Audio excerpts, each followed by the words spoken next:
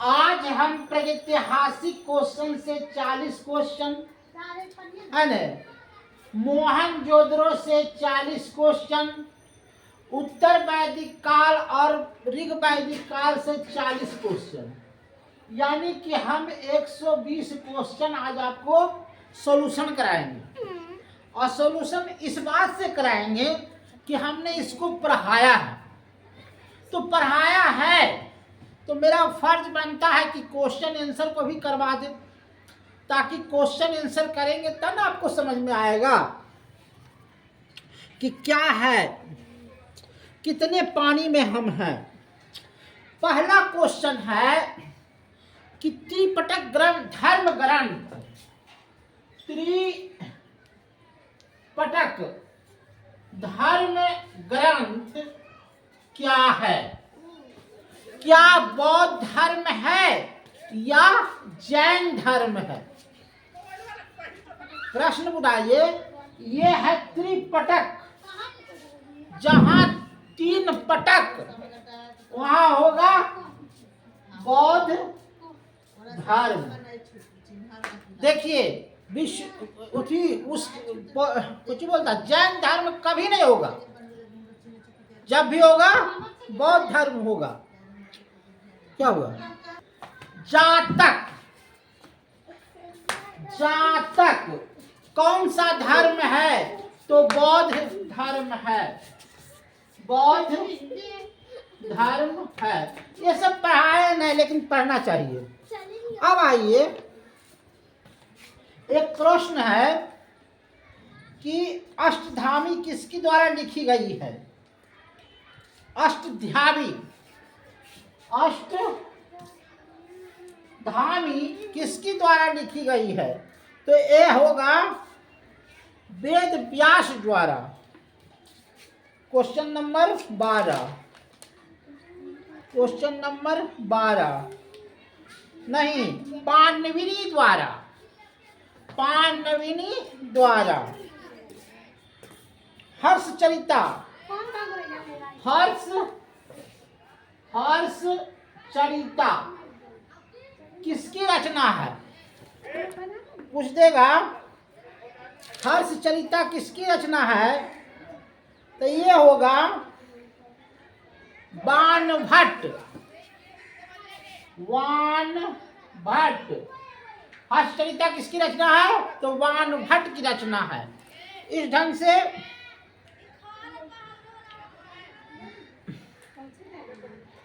मेगास्थनीज पुस्तक का नाम क्या था?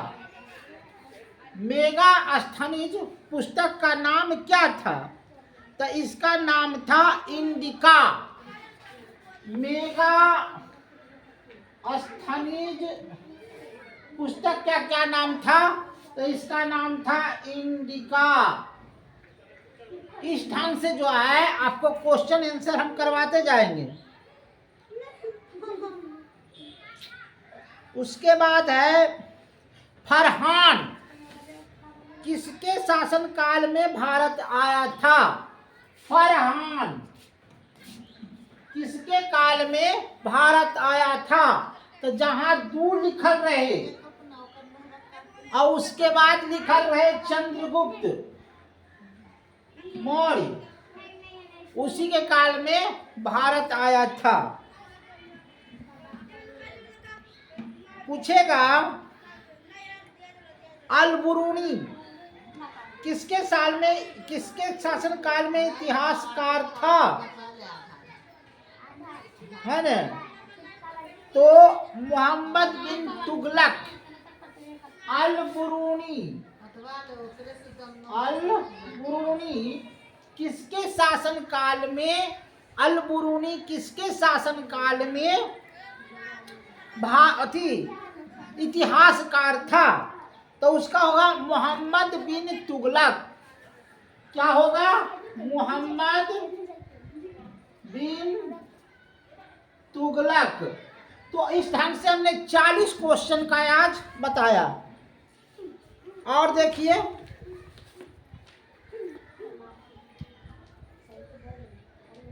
कहता है कि हड़प्पा और मोहनजोदड़ो को पुरातत्विक खुदाई की प्रभारी बने। हड़प्पा और मोहनजोदड़ो को किसने खोदा? हड़प्पा और मोहनजोदड़ो को किसने खोदा?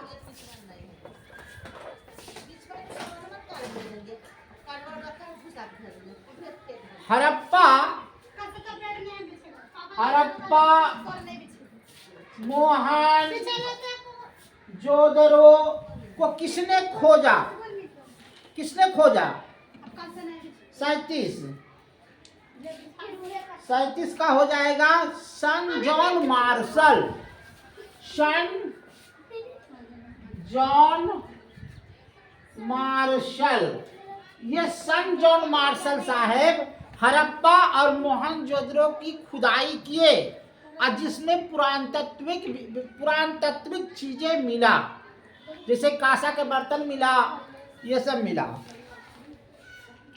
और क्वेश्चन है, अशोक का शिलालेख पढ़ने वाला प्रथम अंग्रेज कौन था?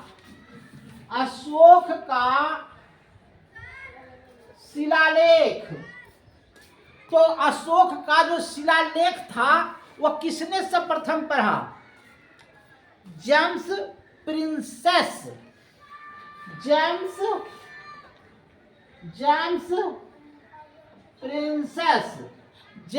प्रिंसेस ने सर्वप्रथम अंग्रेज अशोक द्वारा जो ब्रह्म लिपि में लिखा हुआ था उसको पढ़ा। आगे बढ़िए।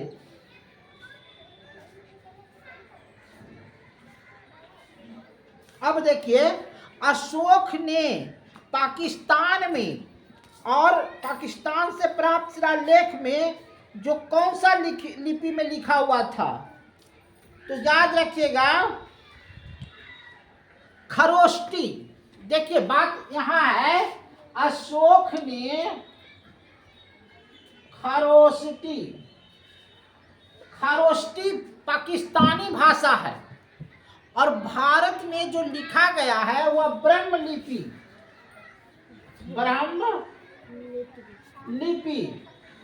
तो ब्रह्म लिपि भारत में लिखा गया है और खरोष्टी जो है पाकिस्तान में लिखा गया है। तो अशोक जो है उसके जैसे माने भारत में जो भाषा अशोक का पढ़ सकता था उसी के अनुसार वो लिखा। तो यहाँ ब्रह्म लिपि में भारत में लिखा और पाकिस्तान में खरोष्टी लिखा। आगे बढ़िए।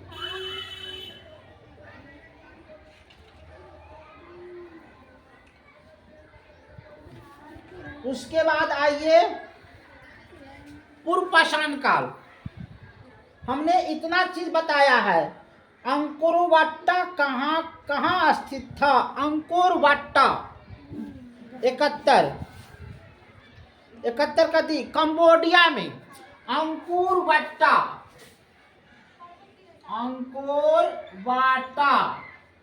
कहाँ स्थित था? कंबोडिया। इस तरह से हमने मोहनजोदड़ो का क्वेश्चन 40 को बनाया। अब आइए प्रागैतिहासिक काल।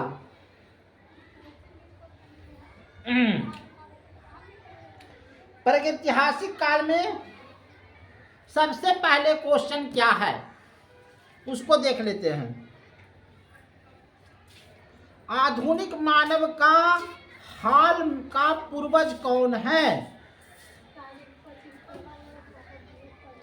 आधुनिक मानव के हाल का पूर्वज कौन है? 12। देखिए क्वेश्चन जो है थोड़ा सा टिपिकल है, लेकिन देखिए 12 में होगा क्रो-मैग्नन को आधुनिक भारत का खोज किया। उसके आइए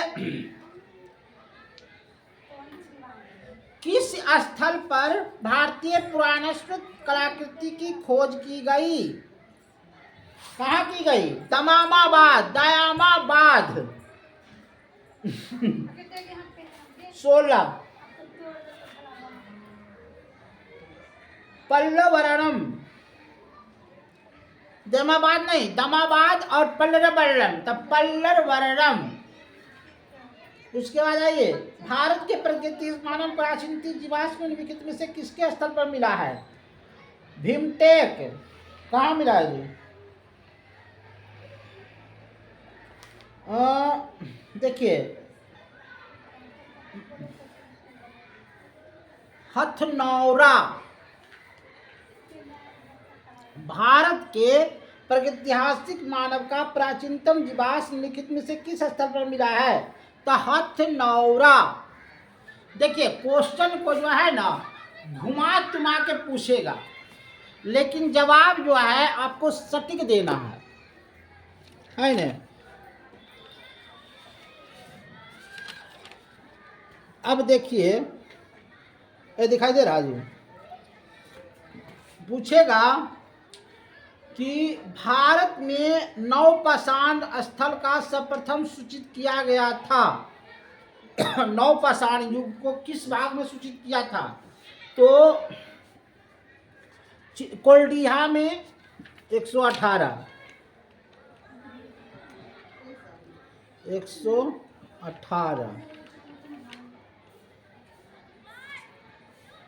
डी। लिंग सुंगर, तो इस ढंग से जो है आप लोग क्वेश्चन आंसर का विवरण हम किए। अब आइए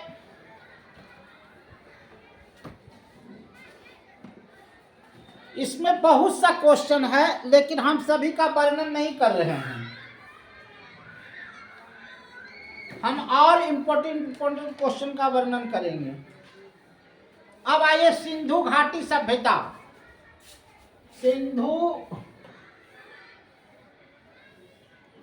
घाटी सभ्यता, इसमें क्या हुआ था? देखिए, प्रमुख क्वेश्चन क्या है? सिंधु घाटी स्थल कलिबंगा किस प्रदेश में है?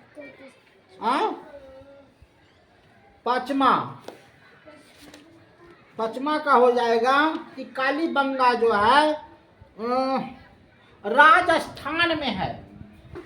कालीबंगा कहाँ है? तो राजस्थान पूछेगा। उसके बाद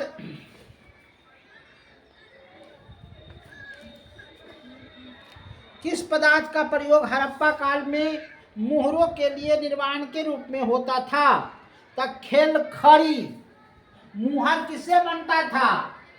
मुहर, खेल खड़ी। ये सब इम्पोर्टेंट क्वेश्चन है जो रेलवे, बैंकिंग और एसएससी में आता है। और है, सिंधु सभ्यता का पतन का बंदरगाह कौन था? माने किस बंदरगाह से सिंधु सभ्यता का पतन हो गया? लोथल है ने, जहां लोथवा रहता है वहां केकरो मिटा देते, इसी को कहते हैं लोथल पतन।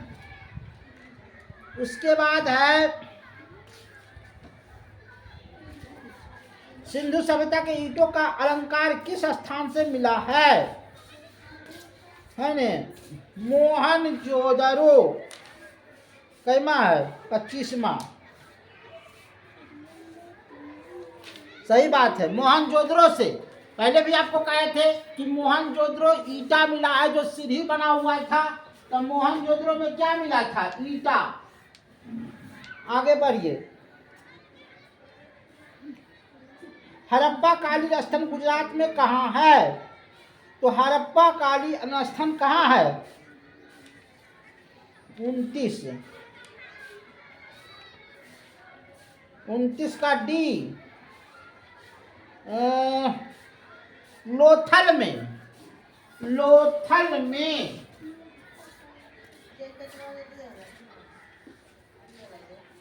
अब देखिए, सिंधु घाटी सभ्यता के बाद आगे बढ़ते जाइए। जो इम्पोर्टेंट है, देखिए सिंधु सभ्यता निम्नलिखित में किस युग को पड़ता है? ऐतिहासिक, प्रागैतिहासिक, उत्तर वैदिक काल, अर्धवैदिक काल। तो सिंधु घाटी सभ्यता पड़ जाएगा किसमें? पड़ जाएगा अर्ध प्रागैतिहासिक काल। सिंधु का पहले तो कुछ नहीं ना, हो आधा ना, तो आधा प्रागैतिहासिक काल में सिंधु घाटी सभ्यता पड़ता था। अब आइए वैदिक संस्कृति में जो इम्पोर्टेंट रहे, जैसे यूपीएससी में पूछा है आर्य शब्द किसके लिए किया गया था, तो हम आपको पढ़ाए हैं कि आर्य शब्द श्रेष्ठ, श्रेष्ठ के लिए किया गया था। श्रेष्ठ क्या हुआ? अब खमर्थ हो गया। अब देखिए, भारत में राज चिन्ह में प्रयुक्त होने वाले सत्यमेव जयते किस उपनिवेश से दिया गया है? तो इसमें लिखा गया है मुंडक उपनिषद इदम 12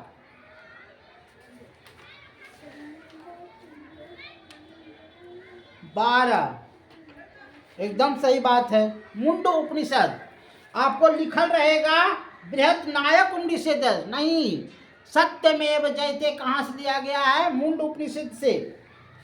और आप पढ़िए, आगे बढ़िए। रेलवे में तो पुराणों की संख्या कितनी है? 19, 18 पुराण। और आगे बढ़िए। आरंभिक वैदिक संहिता में सर्वाधिक वर्णित नदी कौन है? तो सिंधु 42 में पूछा गया है। हाँ, सिंधु नदी का बराबर वर्णन किया गया है। सरस्वती नदी का पवित्र बार किया गया है। सरजू गंगा का एक बार किया गया है ने? ये सब याद रखिएगा।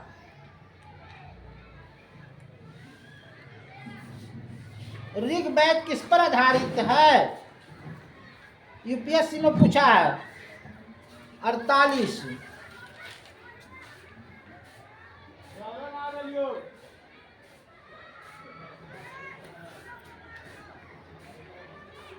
सामवेद। ऋग्वेद किस पर आधारित है? तो सामवेद।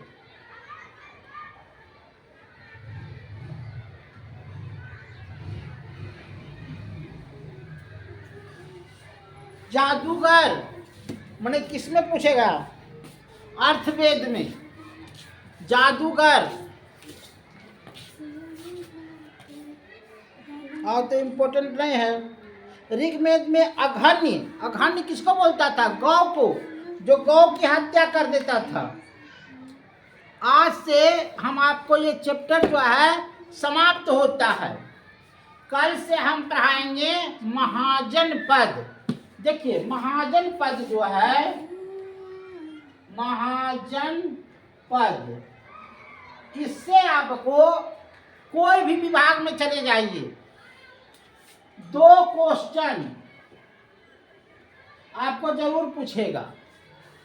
अब कुछ नहीं, आधा घंटा पढ़ाएंगे और आधा घंटा में 2 क्वेश्चन को हम लड़ा देंगे। अगर नहीं लड़ा दिए तो बेकार हमारा नाम। इसलिए आधा घंटा हमको दीजिए और महाजन पद से 2 क्वेश्चन ले जाइए, है न? 2 क्वेश्चन जरूर पूछेगा। इसकी कहानी हम कल कहेंगे। आज तो हम छोटा मोटा करके के चले गए, लेकिन अगले बार जो है ना, एक गो आईएएस का क्वेश्चन निकालेंगे। आईएएस, यूपीएस, बीपीएस, है न? ये सब क्वेश्चन निकालेंगे और आपको बताएंगे। धन्यवाद। मेरा चैनल अच्छा लगे तो सब्सक्राइब कीजिए, लाइक कीजिए, और क्या कहें।